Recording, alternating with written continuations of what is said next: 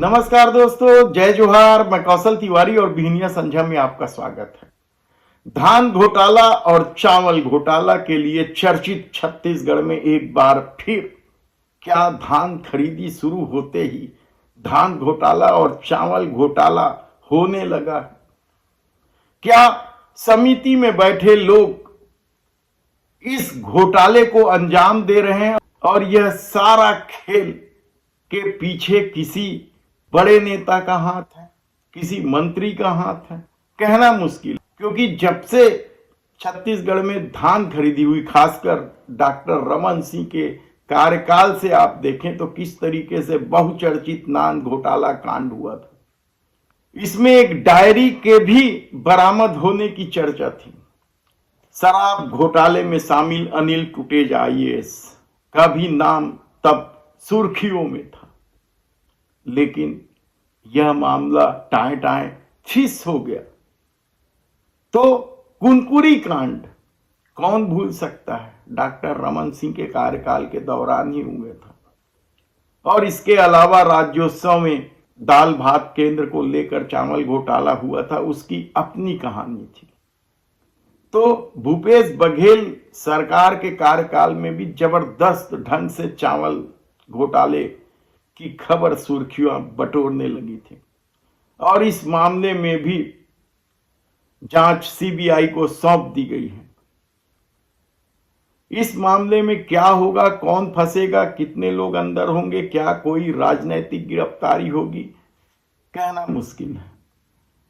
क्योंकि कहा जाता है कि इस पूरे खेल में जिस तरीके से अफसरों का नेक्सस काम करता है, खासकर मंत्रालय में जो बैठे हैं अफसर, उसके आगे सत्ता किसी की भी रही उनकी नहीं चलती है। तब ताजा मामला जो सामने आया है, एक मामला भी तेजी से सामने आया है, वह है मैनपुर ब्लॉक के खड़गवा धान समिति का। इसके अलावा भी कई समिति में हजारों क्विंटल धान गायब होने की चर्चा है। जांच चल रही है, कई जगह छापेमारी की कार्रवाई हो रही है, लेकिन जो कुछ मैनपुर ब्लॉक के खड़गवा धान समिति में हुआ है वह कम चौंकाने वाला नहीं। आंकड़े के मुताबिक 5,728 बोरा धान गायब पाया गया है और यदि उसे क्विंटल में लिया जाए तो 72,02,291 क्विंटल धान कम पाया गया। और जैसी ही इसकी जानकारी मिली, पूरे क्षेत्र में हड़कंप मच गया और आनंद फानन में खरीदी के जो प्रभारी थे अनिल गुप्ता और ऑपरेटर अनिल भगत, दोनों को सस्पेंड कर दिया गया है। खाद्य विभाग को लगा दिया गया है, खाद्य विभाग की छापेमारी चल रही है। तो कहा यहां तक जा रहा है कि इस पूरे खेल में एक बड़े नेता का हाथ है, जो सत्ता से जुड़ा हुआ नेता है। इसी तरीके के मामले दूसरी समितियों के भी सामने आ रहे हैं और कहा जा रहा है यह पूरा खेल तब हुआ जब राइस मिलर्स हड़ताल पर थे, धान का उठाव नहीं हो रहा था और इसी दौरान न केवल सुखद के नाम पर 40 किलो की बजाय 41 और 42 किलो धान खरीदने का आरोप भी लगा, तो धान गायब करने का भी आरोप सामने आया है।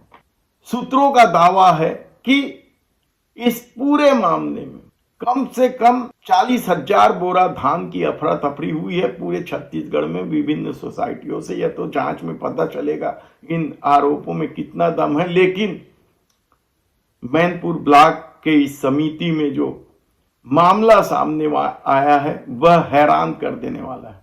कहा जाता है कि विभिन्न समितियों में बम्पर स्टॉक है और राइस मिलर अब जब धान उठाना शुरू कर दिए हैं तो उनकी कमी की बात अब सामने आने लगी है। तब सवाल तो यही है कि यदि कुनकुरी कांड का कोई अता पता नहीं है, डॉक्टर रमन सिंह के कार्यकाल के दौरान हुए नान घोटाले में भी यदि कार्रवाई सिफर जैसी है और भूपेश बघेल के कार्यकाल में हुए घोटाले भी अंजाम तक ठीक से नहीं पहुंच पाया है, तो फिर इस खेल में शामिल माफियाओं के हौसले तो बुलंद होंगे ही। देखना है कि क्या कुछ होता है। हम आपको विस्तार से जानकारी मिलते ही पूरी खबर बताएंगे।